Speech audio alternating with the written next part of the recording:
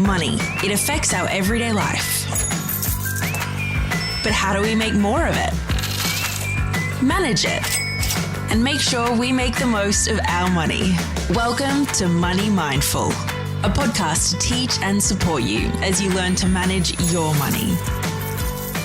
Hello, beautiful people, and welcome to the Money Mindful podcast. I am your host, Meaghan. How are you today? I hope you're well. I am well. I've got a little bit of an announcement before I get into it. Just a reminder that book club is on this evening. That's Tuesday, the 26th of May. We are meeting live on Facebook on the Money Mindful page. So head over to the page at 8:30 tonight and join us to discuss all about the book Everything is Figure-Outable by Marie Forleo. I think it has been such an appropriate book to read at this time in all of our lives. All right, so let's get into it. I got a message recently from one of my listeners.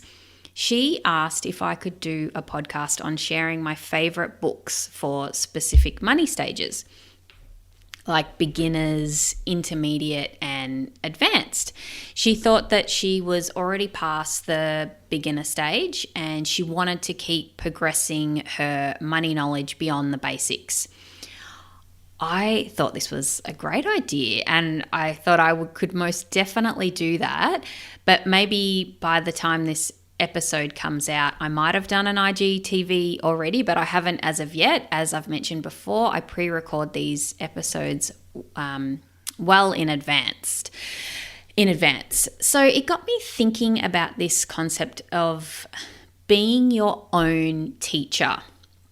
So on this episode, we're going to explore this concept and look at why being your own teacher is so important and why you should do it.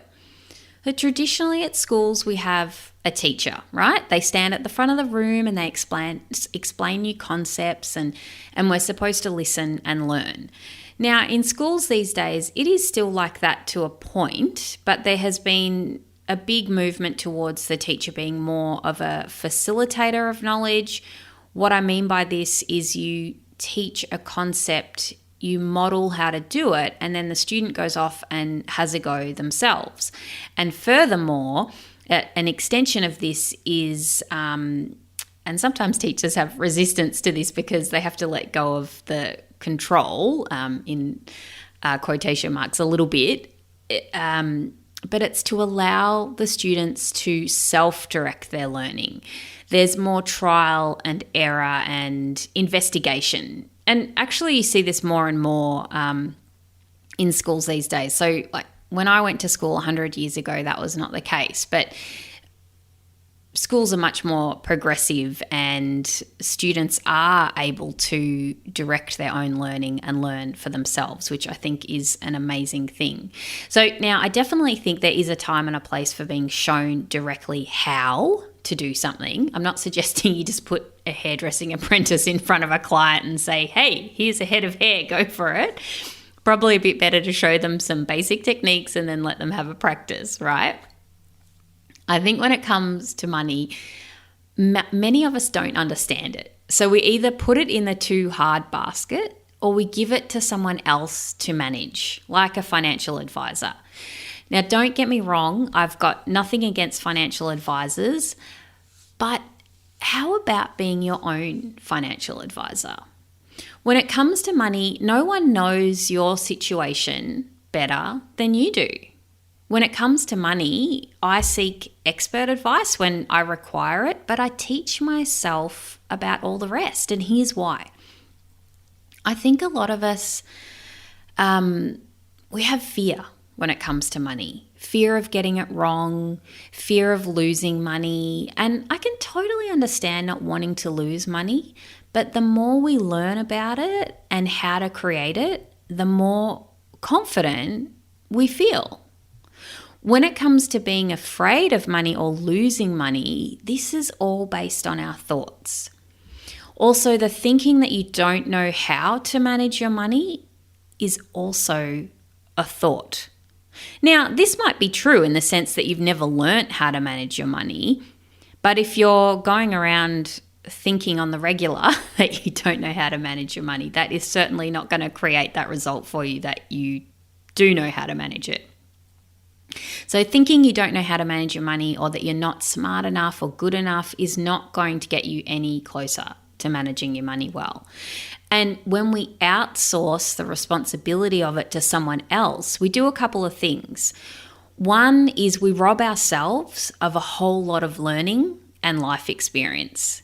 We also don't evolve as a person or get any other byproducts of our learning. Because often when we set out to learn something new, there's what I call the byproducts of that goal, if you will. So you set out to do one thing, but actually you learn how to do all these other things as a result of that first initial thing that you set out to do. Like it might be learning about shares, but then you learn a whole heap of other things you didn't even expect. So I'm calling complete BS on you not being good at managing your money or knowing how to do it. How do you get good at managing your money? By managing your money. Have you ever seen a baby learn how to walk by being shown how to walk or taught how to walk? Of course not. We need to do this shit for ourselves. This is where all the learning is. I think people get this idea about money like it's a foreign language or too hard or too boring. I mean, hey, sometimes it is. Do you know how to learn new things? Of course you do. Like when you first learn how to ride a bike, did you read a book about it? You might have seen someone doing it, watched your older brother or sister riding. You had an idea about it, but then you had to do it for yourself, right? You had to put the time in, learning how to stay balanced, braking without falling off. Basically, you taught yourself how to do it by doing it. It's exactly the same with money. You have all the answers. You can figure this out. I think too often we look outside of ourselves for the answers. Like in the past, that was totally my default options for two reasons. One, it seems easier, right, to just ask somebody else how to do it. But is it? And two, when we lack confidence in our own abilities, we look outside of ourselves for the answer. We look to other people who are smarter, better, whatever it is that you've got going on in your mind. So have you ever heard, oh my gosh, I know I'm probably going to totally muck this up. I don't actually remember the saying off the top of my head, but there's a saying and the basic meaning is that, if you give a hungry person a fish, they'll get to eat for one day, but then they're still going to be hungry, right? But if you teach someone to fish, they'll never go hungry because then they can just do it for themselves. I think you know what I mean, even though I've butchered that saying. It's like when we do things for our kids because it appears quicker and easier to do it that way. And in some ways, it almost seems like we're being kind, like, no, they don't know how to do it. Let's do it for them. But if you leave them to do it for themselves, yes, it's slow and hard in the beginning, but then they know how to do it for themselves. And furthermore, they develop confidence in their own abilities. Instead of always turning to others or looking outside of themselves for the answers, they become self-reliant. And we can do this too as adults. It's quite similar to when we look for praise and confirmation from outside of ourselves. That other person knows better. But how do we know they know better? We're making these assumptions based on our lack of self-belief. So when I was first interested in investing, I went down the property investment route.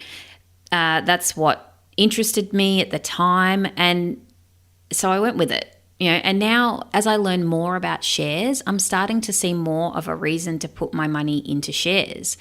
But here is the thing I learned about property investing by reading about it studying about it, asking other people about what they did. I did a workshop about investing strategies, and then I worked out what was best for me by doing it. I went out and I bought a property. I learned so much from doing that. So many things I couldn't possibly have learnt without doing it. And we're so quick to look for others for advice, but we actually have all the answers. We know what is best for us. We know what to do. I spoke about not using those words, I don't know, in a previous episode, so I won't go into all the details here. When faced with something new, we often indulge in confusion, in I don't know land, because it keeps us safe and comfortable. We don't make mistakes or fail when we are confused or don't know, because we don't do anything. We don't move forward. When I want specific accounting advice, I go to my accountant. I don't teach myself advanced accounting strategies, but I do know accounting basics. So I know them because I have learnt them and then applied them.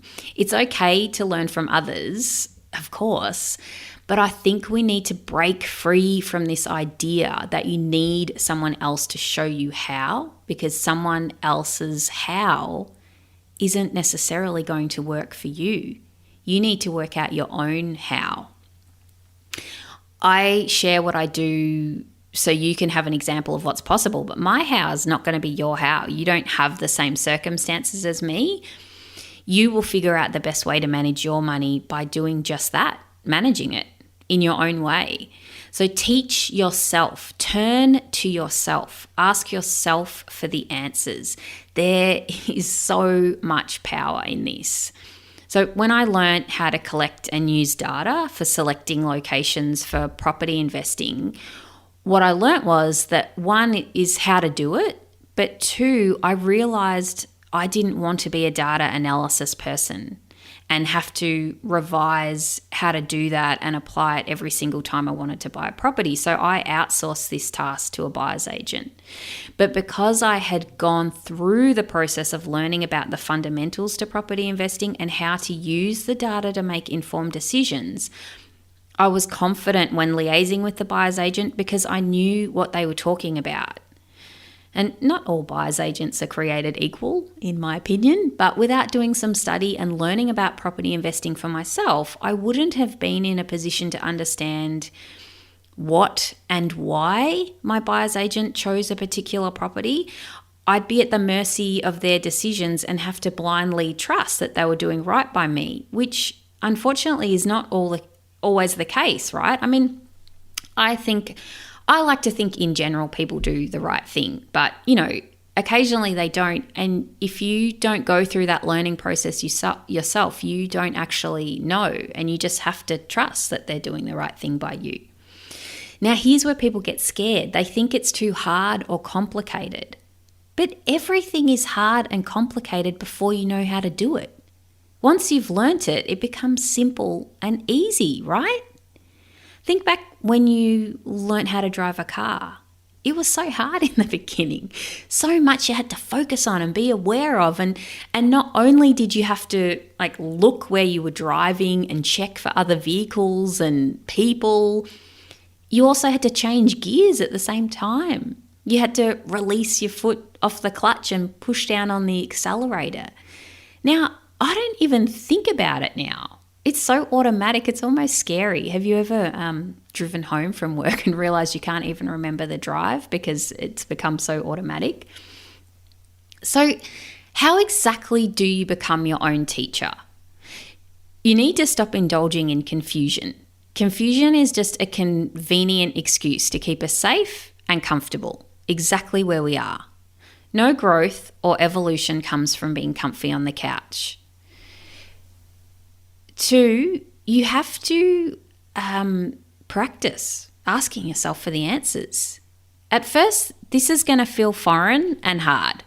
If you have a lifetime of practice looking outside of yourself for validation and answers, this will take practice to change, but you can change. When you think I don't know, ask yourself, what if I did know? How would I do it? Then follow the answer you give yourself.